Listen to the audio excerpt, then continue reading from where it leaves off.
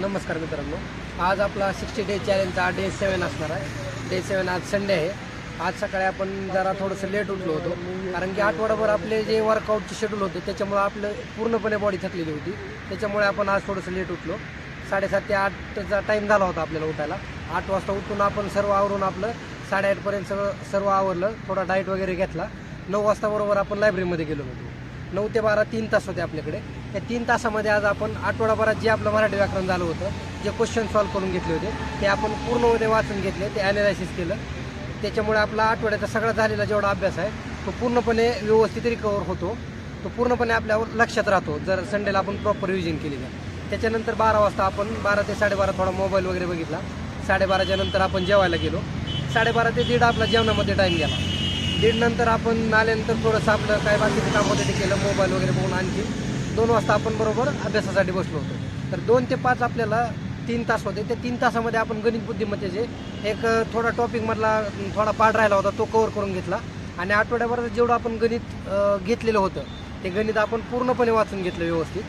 त्याचे फॉर्म्युलाज असतील, जे प्रॉब्लेम आपल्याला लवकर लक्षात येत नव्हते ते आपण व्यवस्थित बघून घेतले। त्याच्यानंतर ते सोडून घेतले, आणि जे PYQ सोडवलेले होते ते PYQ पण आपण व्यवस्थितपणे बघून घेतले होते।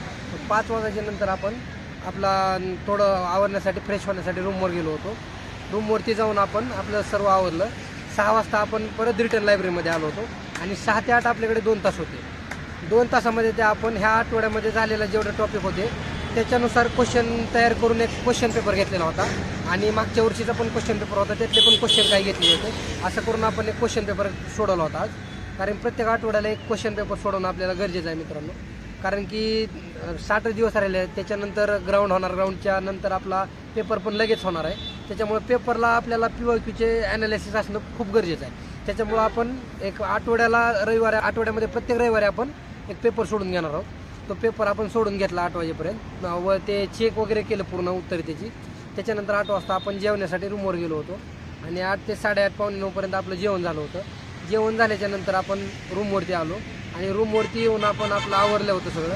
त्याच्यानंतर थोडासा व्हिडिओ वगैरे शूट केला, आणि व्हिडिओ शूट करून आज आपण जरा लवकर झोपणार आहोत, कारण की उद्यापासून आपलं हेवी शेड्यूल चालू होणार आहे। आणखी भरपूर आठवडाभर बॉडी थकते, त्याच्यामुळं प्रॉपर झोप झाली पाहिजे। आठवड्यातून एकदा झोप घेतली पाहिजे पूर्ण। आता उद्यापासून आपलं 6 दिवसाचं प्रॉपर शेड्यूल असणार आहे। 2 टाईम वर्कआउट, डाएट, स्टडीचा आपला जो टाईम आहे तो प्रॉपर होणार आहे। त्याच्यामुळं आपण आज थोडीशी झोप जास्त घेणार आहोत, लवकर झोपणार आहोत थोडं। उद्या पण 5:30 वाजता उठून आपलं रेग्युलर शेड्यूल चालू होईल। आता पाठीमागच्या आठवड्यामध्ये थोडंसं आपण स्लो घेतलं होतं, वर्कआउट जरा थोडेसे कमी होते। ह्या आठवड्यामध्ये आपलं शेड्यूल हार्ड असणार आहे, कारण पाठीमागच्या आठवड्यामध्ये मार्क आपण बघितले थोडेसे कमी होते। ते मार्क काय कमी असले म्हणजे काय खचून जायचं कारण नाही मित्रांनो। आपण त्या मार्कमध्ये इम्प्रूव्हमेंट करू शकतो, आपल्या स्वतःवर विश्वास असला पाहिजे। त्याच्यासाठी आपण ह्या आठवड्यामध्ये शेड्यूल प्रॉपर करणार आहोत, आणि आपल्याला पूर्णपणे विश्वास आहे की आपण ह्या इथून पुढच्या जे शेड्यूल असणार आहे आपलं, त्याच्यामध्ये आपला एकदम बेस्ट टायमिंग निघणार आहे। 60 डेचं चॅलेंज आपण घेतलेलं आहे, त्या चॅलेंजमध्ये आपण 47 ते 50 मार्क चॅलेंज घेतलेलं, आउट ऑफ मार्क घेणारच आहोत। त्याच्यामुळे वर्कआउट आपण वाढवणार आहोत मित्रांनो। तर उद्यापासून आता मी थोडे जास्त वर्कआउट घेणार आहे, आणि उद्यापासून आपलं शेड्यूल एकदम मस्त असणार आहे। तर ज्यांना कुणाला जॉईन व्हायचं असेल त्यांनी हे शेड्यूल उद्यापासून आपलं जॉईन होऊ शकता।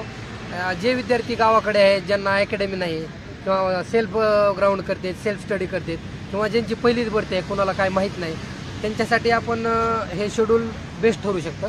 ते प्रत्येकाने आपण जॉईन करू शकता। त्याचं आपण उद्यापासून व्यवस्थित रुटीन घेणार आहोत।